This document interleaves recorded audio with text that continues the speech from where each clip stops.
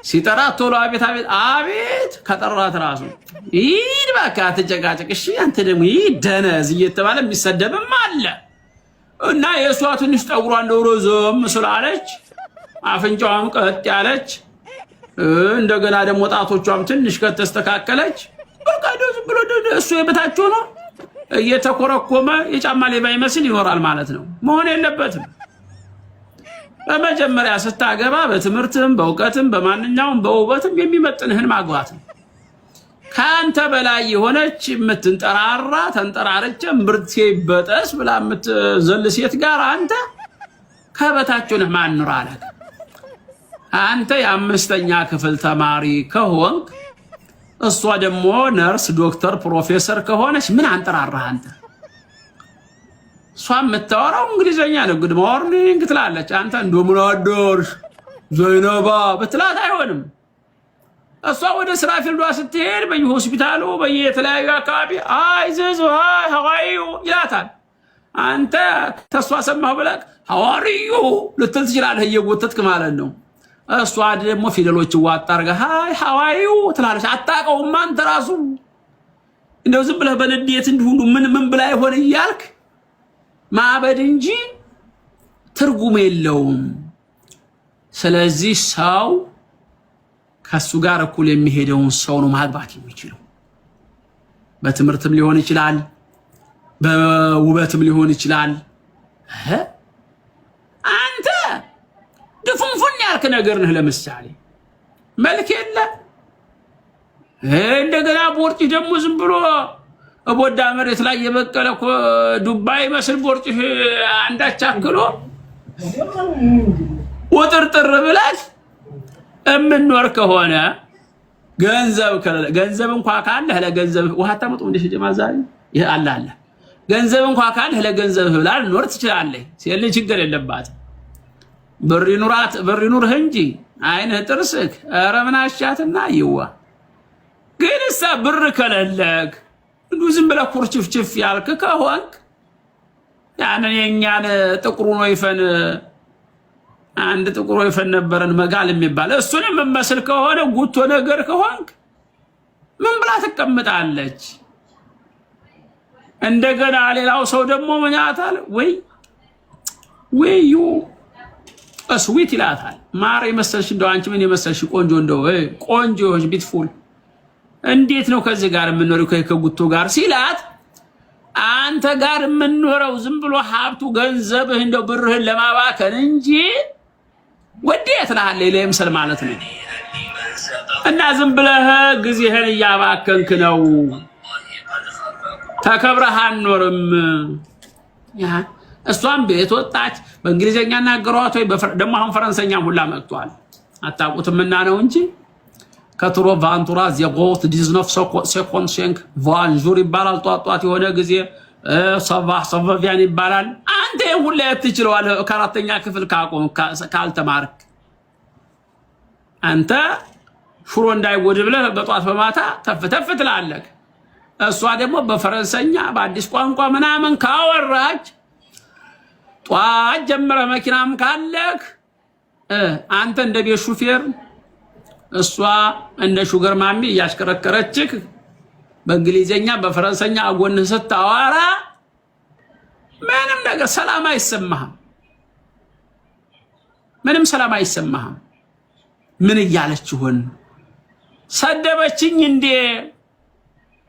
አንዳንዱ እኮ መኪና ሲነዳ ወይ እንደዚህ ወይ ቦርሳዋን እንደዚህ መነጽሯን ስትዋጣ ወይ በእጇ ወጋ ታረገችው ወጋሁት ብላ እሷ የተማረች ስለሆነ ወይ ማይ ሎቭ ሶሪ ካለችው እኮ በእንግሊዘኛ ወደዛ ፈቀቅ በል ይሄ ሱሪያም ያለችው ይመስለዋል ማለት ነው። ሶሪ የሚለው ሱሪያም ያደርገዋል። እሱ የሚያቆይችው ነው። ከዛ በኋላ ጠብ ይመጣል ማለት ነው። እንደገና በሄደችበት በወጣችበት ምን ይብቃኝ ምን አለችኝ መከራ ነው። ማናናገራት ጀዋላም መጎርጎር ጀዋላ ሞባይሏን መክፈታችን በፌስ አፕ ነው የሚዘጋው። አባቴ አንተ የምትጠብቀው ኪቦርድ ላይ አንድ ሁለት አንተ እንደምትዘጋው ስልክህን 5 6 7 መስሎሃል። አሁን ይሄ አፕል አይፎን ስልክ በፌስ አፕ በአይናሻራ ብቻ ነው የሚከፍተው።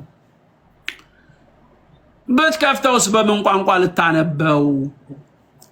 ማን ምን አላት? ከማን ጋር ተጻጻፈች? እንዲሁ ዝም ብለክ እሷኑ ስታስብ ደህና ሶላት የለክ፣ ደህና ዒባዳ ይኖርክ፣ እንደው እንደተጨነክ ትኖራለክ። ስለዚህ ጧት ጠፋ ያጠፍጣፋ እንዳይሆንብክ መጀመሪያ ላይ የትዳር አጋርህን ጠንቅቀህ መምረጥ መቻል አለብክ። በአቅምክ 5ኛ ክፍል ከሆነ እንተ የተማርከው ምንም ያልተማረች እንደው በጽፍላት እንኳን ማታነብ መሆን አለባት። ይሻልሃል። እሷ ከሆነች የኔ ቆንጆ ስትላት ምንድነው ያልከው? ምንድነው የጣፍከው? እያለች ይቹ ትሻልሃለች። ሰው ጋር የተደነቋቆርክ እንጂ ዝም ብለህ ይደውላ አንዱ ዶክተር አግብቶ እሱ ምንም አያውቅም። እስኪ ተማርና እንደው ስራ እንኳን ነው ብዙ ነገር አለብኝ፣ ብዙ ምሰራው ሰርች ማደርገዋለኝ። ኮምፒውተር ከፍተህ ኤክሴል የሆነ ነገር አድርግልኝ። እሱ ኤክሴል ካንኪሴል ከየት ያመጣዋል? ምን የለ እውቀት የለ ምን የለ። ስለዚህ ምን ማድረግ አለብህ? የህይወት አጋርህን ምረጥ። ዝም ብለህ አትንጠላጠል። ሴት ስለሆነች ብቻ። አንዳንዷ ደግሞ እንደዛውም ሆኖ ጥሩ ሴት አለች እኮ ተምራ ምንም ችግር የለውም ብላ ታገባሃለች። መጨረሻ ላይ ግን ሲሰለቻት ምን አንተ ኖርክም ሄድክም ኖርክም መኖርህም ያው ነው መሄድህም ያው ነው ትላለች። አንተ ደግሞ ተናደክ ያለ። ስለዚህ ምንድነው የሚሆነው? ሴቱም ወንዱም ሆነ ከእርሱ ጋር የሚሄደውም በዱንያም በዲንም መምረጥ መቻል አለበት። መግባባት የሚችለውን ተነጋግሮ መተማመን የሚችለውን ችግሩን መፍታት የሚችለው ሰው ጋር፣ የገጠሩ ከገጠሩ ጋር፣ የከተሜው ከከተሜው ጋር ነው ሊጣመር የሚገባው። ከአንተ በላይ ከሆነች በእንግሊዘኛ የምታወራ ፈረንሰኛ፣ ቻይነኛ ያሆ ቾሆ ምን የምትል ከሆነ አንተ ዋጋ የለህም። ተነስ ስገጅ እንኳን ብትል ዝም በል ትልሃለች። ምን ታመጣለህ? አላህ ሱብሓነሁ ወተዓላ ግን ከበታችህ አድርገህ እኩል አድርገህ በድራት ማለት አይደለም። الرجال قوامون على النساء ሲል ምን ጊዜም እንደው ለሁሉ ነገሩ ግርማ ሞገስ ያለው ወንድ ልጅ በለጥ ሲል ነው። በሀብቱም በለጥ ሲል፣ በቁመቱም በለጥ ሲል፣ ሴትም ልጅ የምትደሰተው እንደዛ ሲሆን አንተ በቃ እንዲሁ በለጥ ነገር ስትል ነው። ስፖርትህንም ሰራ፣ ጡንቻህም ጠንከር፣ ጣቶችህም ጠንከር። ዝም ብለህ እንደው በአንድ ጣት ብቻ ገፍተር አድርገህ መጣል የምትችል መሆን መቻል አለብህ እንጂ ዝም ብለህ አንተም ለስላሳ እሷም ለስላሳ ከሆነ ሁለት የሴት ገላ አንድ ቤት መከባበር የሚባል የለም። ዝም ብለህ ትናቃለህ። ህይወቱም ህይወት አይሆንም። ስታዝ ቢስሚላህ